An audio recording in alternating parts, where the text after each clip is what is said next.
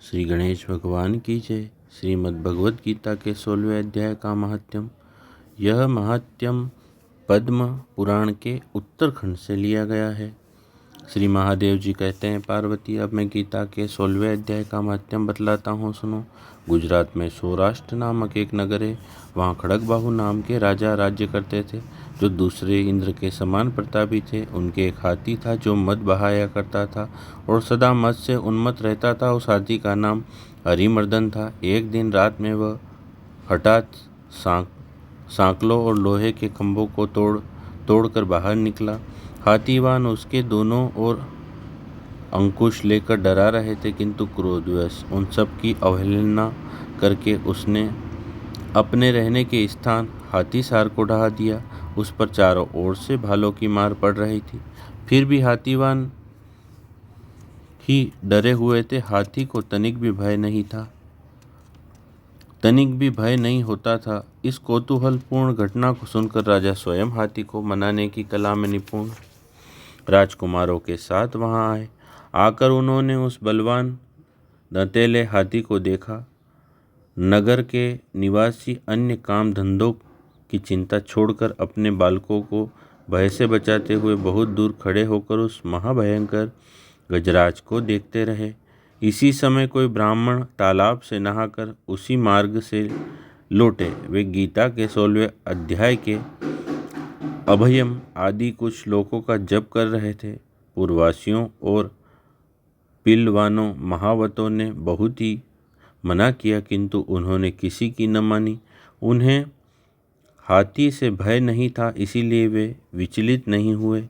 उधर हाथी अपने फुत्कार से चारों दिशाओं को व्याप्त करता हुआ लोगों को कुचल रहा था। वे ब्राह्मण उसके बहते हुए मद को हाथों से छूकर कुशल पूर्वक निर्भयता से निकल गए। इससे वहां राजा तथा देखने वाले पूर्ववासियों के मन में इतना विस्मय हुआ कि उसका वर्णन नहीं हो सकता। राजा के कमल नेत्र चकित हो उठे थे। उन्होंने ब्राह्मण को बुला सवारी से उतरकर उन्हें प्रणाम किया और पूछा, ब्राह्मण, आज आपने यह महान अलौकिक कार्य किया है, क्योंकि इस काल के समान भयंकर गजराज के सामने से आप सकुशल लौट आए हैं। प्रभु, आप किस देवता का पूजन तथा किस मंत्र का जप करते हैं, बतलाइए। आपने कौन सी सिद्धि प्राप्त की है? ब्राह्मण ने कहा, राजन, मैं प्रतिदिन गीता के 16वें अध्याय के कुछ श्लोकों का जप किया करता हूँ। इसी से सारी सिद्धियाँ प्राप्त हुई है। श्री महादेव जी कहते हैं, तब हाथी का कौतूहल देखने की इच्छा छोड़कर राजा ब्राह्मण देवता को साथ ले अपने महल में आया।